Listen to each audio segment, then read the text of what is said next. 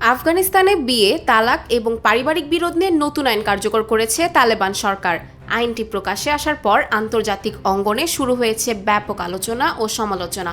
৩১ ধারা বিশিষ্ট এই অধ্যাদেশে দাম্পত্য সম্পর্ক, বিচ্ছেদ, অভিভাবকত্ব এবং বিয়ে বাতিলের মতো বিষয় অন্তর্ভুক্ত করা হয়েছে। হিবাতুল্লাহ ওখুনজাদার অনুমোদনের পর এটি সরকারি গ্যাজেটে প্রকাশ করা হয়।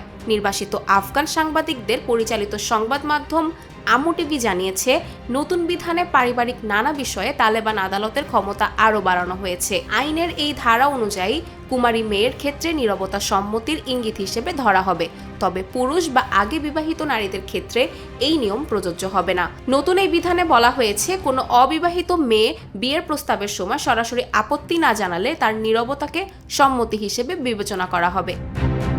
তাছাড়াও এই বিধানে নির্দিষ্ট পরিস্থিতিতে অপ্রাপ্তবয়স্ক ছেলে মেয়ের বিয়েকেও বৈধতা দেওয়া হয়েছে।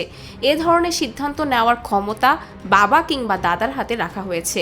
তালেবান প্রশাসনের দাবি, পাত্র উপযুক্ত হলে এবং দেনমোহর ধর্মীয় শর্ত পূরণ করলে এমন বিয়ে গ্রহণযোগ্য হবে। এছাড়া আইনে বলা হয়েছে, বয়ঃসন্ধির আগেই সম্পন্ন হওয়া কোনো বিয়ে প্রাপ্তবয়স্ক হওয়ার পর সংশ্লিষ্ট ব্যক্তি চাইলে বাতিলের আবেদন করতে পারবেন, তবে সেই সিদ্ধান্ত কার্যকর করতে ধর্মীয় আদালতের অনুমোদন লাগবে। শুধু বিয়ে বা তালাক নয়, ব্যভিচার, ধর্মত্যাগ, দীর্ঘদিন স্বামীর অনুপস্থিতি ও পারিবারিক বিরোধের মতো বিষয়েও বিচারকদের বিশেষ ক্ষমতা দেওয়া হয়েছে। প্রয়োজনে তারা বিচ্ছেদ, কারাদণ্ড বা অন্য শাস্তির নির্দেশ দিতে পারবেন। 2021 সালে ক্ষমতায় ফেরার পর থেকেই আফগান নারীদের উপর একের পর এক বিধিনিষেধ আরোপ করে আসছে তালেবান। ষষ্ঠ শ্রেণীর পর মেয়েদের শিক্ষায় নিষেধাজ্ঞা, বিশ্ববিদ্যালয়ে নারীদের প্রবেশ বন্ধ, চাকরি ও ভ্রমণে সীমাবদ্ধতা, এসব নিয়ে আগেই আন্তর্জাতিক সমালোচনার মুখে পড়েছে গোষ্ঠীটি। ইসলামী শরীয়ত অনুযায়ী বিয়েতে নারীর সম্মতি অত্যন্ত গুরুত্বপূর্ণ। বিভিন্ন হাদিসে কুমারী মেয়ের অনুমতি নেওয়ার কথা বলা হয়েছে এবং লজ্জার কারণে নীরব থাকাকে সম্মতির আলামত হিসেবে উল্লেখ করা হয়েছে।